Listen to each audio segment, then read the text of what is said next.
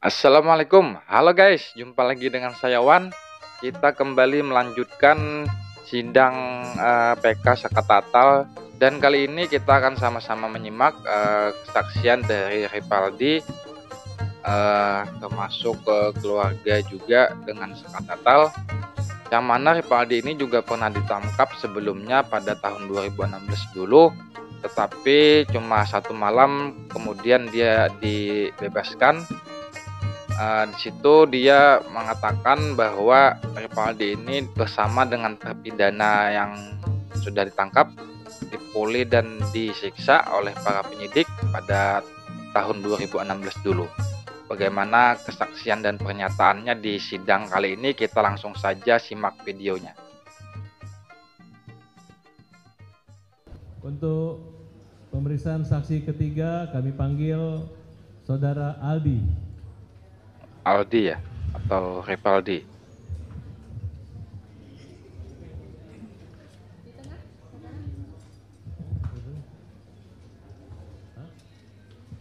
Baik. Pada saat kejadian 2016 Agustus, Aldi usia berapa? 17 tahun. Apa yang Saudara Aldi ketahui dalam peristiwa itu? Tolong jelaskan kepada kami. Jadi pas saya sama Sakatatal itu ceritanya kan? Ya, secara umum dulu. Ya saya kan dari rumah Pak, dari rumah tuh disuruh beli bensin sama kakak saya di Perjuangan atau Batas Kota tuh Pak. Nah di situ ada Saka diajak sama kakak saya. Nah Bukan. Saya ingin saudara menjelaskan kejadian apa yang ada terjadi 2016 itu. pas penangkapan itu Peristiwa kematian. nggak tahu. Oh, nggak tahu waktu itu. Tahu. Kemudian yang saudara ketahui itu sejak kapan? Yang saudara ketahui sehingga ada keterkaitan klien kami yang bernama Sakatatal. Silakan saudara jelaskan pada malam tanggal 27 Agustus 2016. Nggak tahu ketangkepnya atau gimana. Ya, pada pada saat ketangkapnya dan keterkaitan dengan saudara Aldi.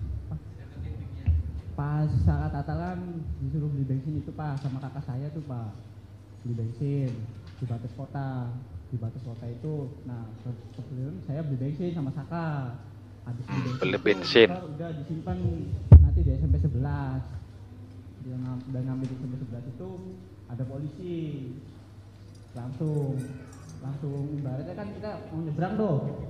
Mau nyebrang udah mau nyampe, motor masih jalan, udah ditangkap dan langsung dipukulin. Itu tanggal berapa? Tanggal 31.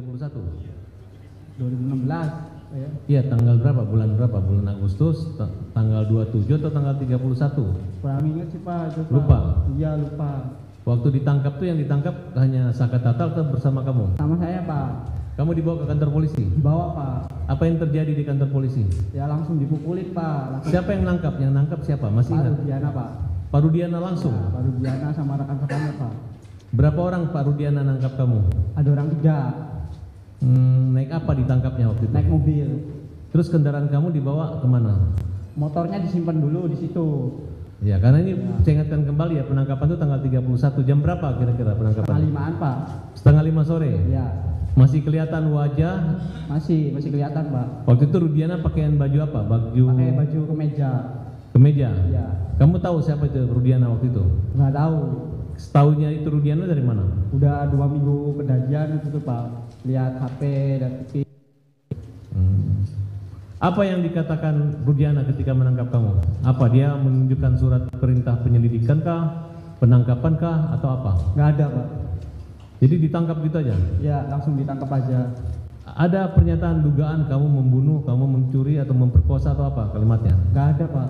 Hanya ditangkap? Iya, hanya ditangkap aja. Sejak kapan saudara tahu bahwa kalian ditangkap dengan dasar alasan apa? Sejak kapan tahunya bahwa dituduh?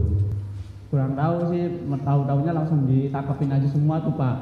Langsung ditangkap semua, nyampe di mobil udah dipukulin ya, udah dipukulin, kita nyampe udah di Polsek 851 itu, saya turun dari gerbang 851 itu, turun itu udah suruh jalan bebek,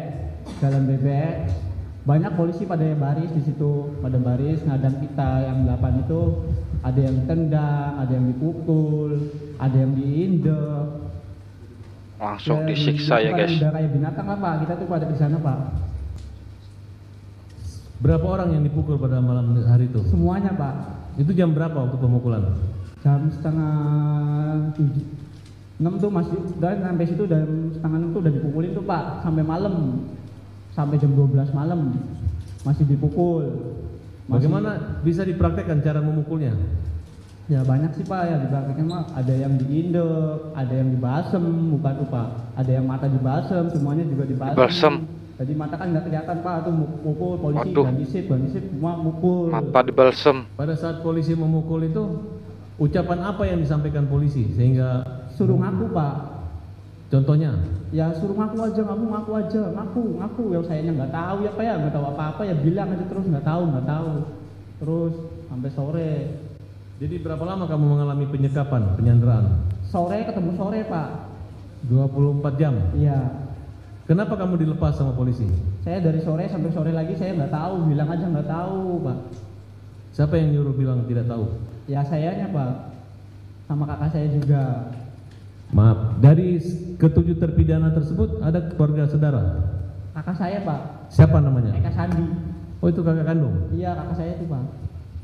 Katanya saya dengar tukar kepala, katanya harusnya kamu dia mengorbankan dirinya untuk adiknya. Semenjak Eka Sandi ya? dalam itu udah Pak, itu nggak tahu juga itu masih kecil.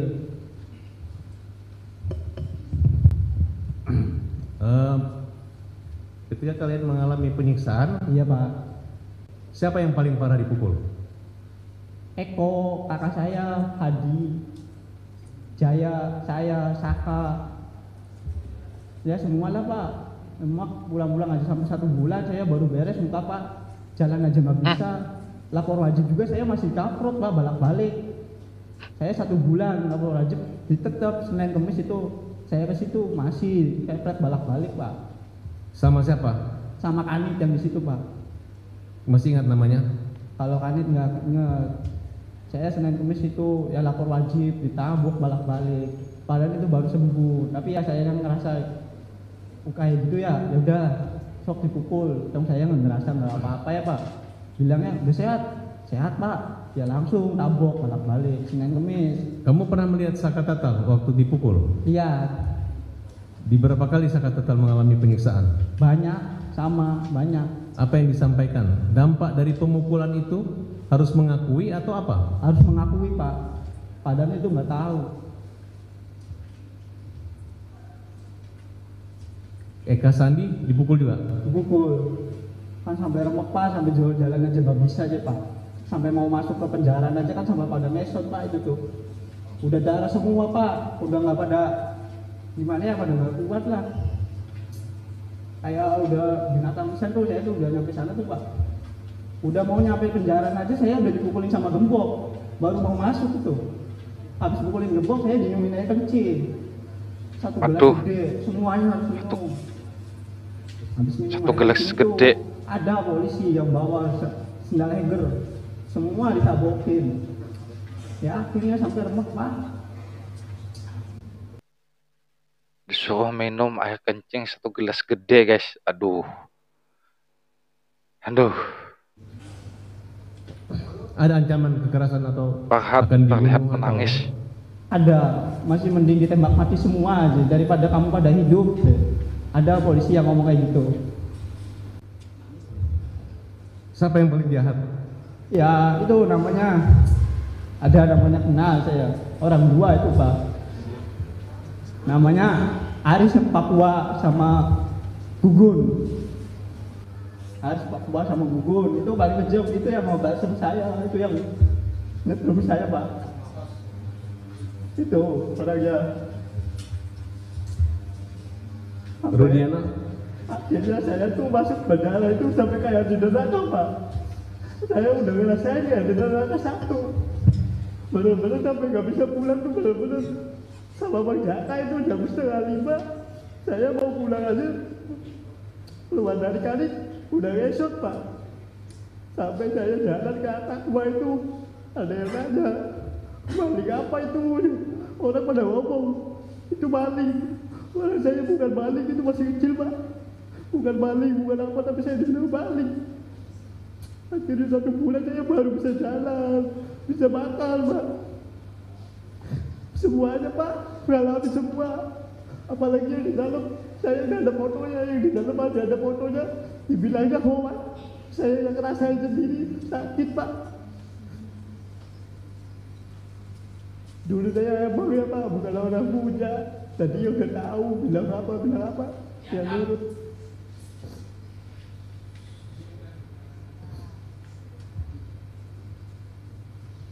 Masih terasa trauma? Ya trauma ada pak, tapi ya agak berani sekarang bapak. Siapa orang yang menolong Pengacaranya pada nangis. kamu waktu itu? Gak tahu, itu polisinya baik, pakai baju bukan pakai dinas, pakai baju biasa. Akhirnya itu sore itu saya tuh dikeluarin. Tapi dikeluarin itu saya masuk lagi ke kanit, dimasukin kanit lagi. Yang lain borgol pada 2, saya 4. Lagi Aduh. lagi 2 borgol tuh pak. 4 per Namanya gol. sama si Uci Tato. Uci Tato kan Rivaldi, sayanya Renaldi. Saya yang lagi berat di sana pak, pelaku pertama. Dibikin kayak gitu. Kenal di. Siapa yang membuat pukulan Kenal itu dia terjadi? Pak Ripaldi ini. Harus Papua sama Gugun pak. Sama rasa saya sakit itu dipukul sama orang 2 itu pak.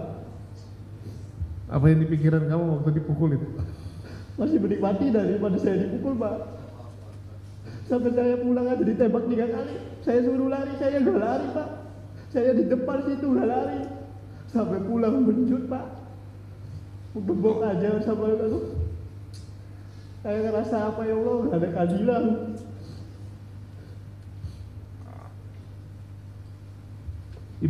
Ayah ibu kamu tahu apa kejadian itu? Tahu pak. Mang Jaka tahu, kakak saya tahu, bapak saya juga di situ gak bisa apa-apa lihat saya bodak darah.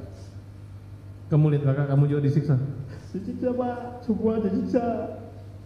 Nama dan rambut juga dibakar pak. Apa upaya kamu untuk membantu mereka lepas dari masalah itu? Ya, Lima maunya yang semua tuh pulang pak. Itu orang gak tahu-tahu.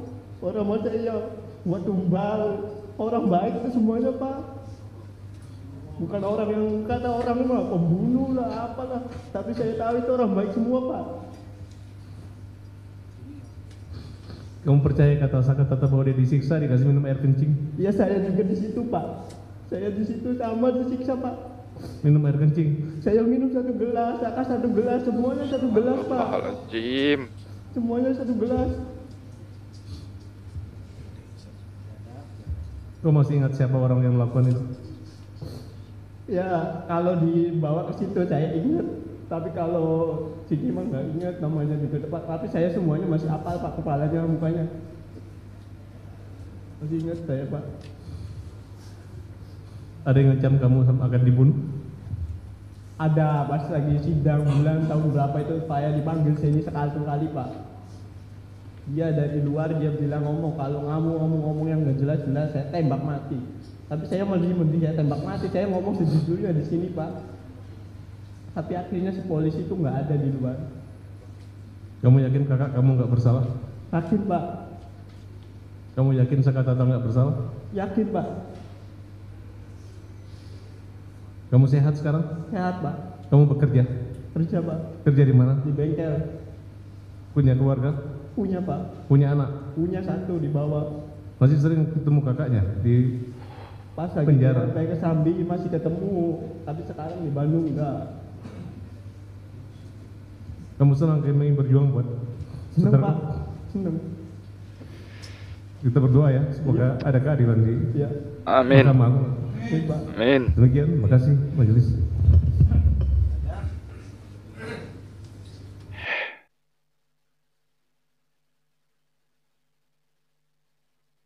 Oke guys, itulah tadi kesaksian dari Ripaldi apa Rinaldi, saya lupa. Aduh, saya juga nggak kuat guys. ngelihat kesaksian dan pernyataan dari eh Ripaldi ini, Aldi tadi ya. Saya dengar pas ketika dia disuruh minum air kencing 1 gelas penuh itu guys. Aduh, ya Rasulullah. Kita doakan semoga semua terpidana ini benar-benar dibebaskan guys. Ya Rasulullah. Oke guys, bagaimana pendapat Anda semuanya tentang kasus Bina Cirebon ini guys? eh saya juga bingung mau ngomong apa lagi, seperti yang sudah Anda lihat tadi. Dia menceritakan semua apa yang terjadi pada tahun 2016 dulu. Pada dia mengingat semua apa yang pernah menimpa padanya, yaitu dia disiksa dan diperlakukan dengan sangat tidak manusiawi. Ini hampir seperti binatang kali ya guys. Ya Allah, ya Rasulullah. Semoga keadilan benar-benar tegak untuk ketujuh terpidana ini guys. Oke guys, semoga keadilan hadir di Indonesia ini guys. Khususnya untuk ketujuh terpidana dan juga termasuk Saka Tatal, dan mereka semua dibebaskan. Amin amin ya rabbal alamin. Sampai di sini dulu guys video kali ini. Terima kasih buat Anda yang sudah menonton.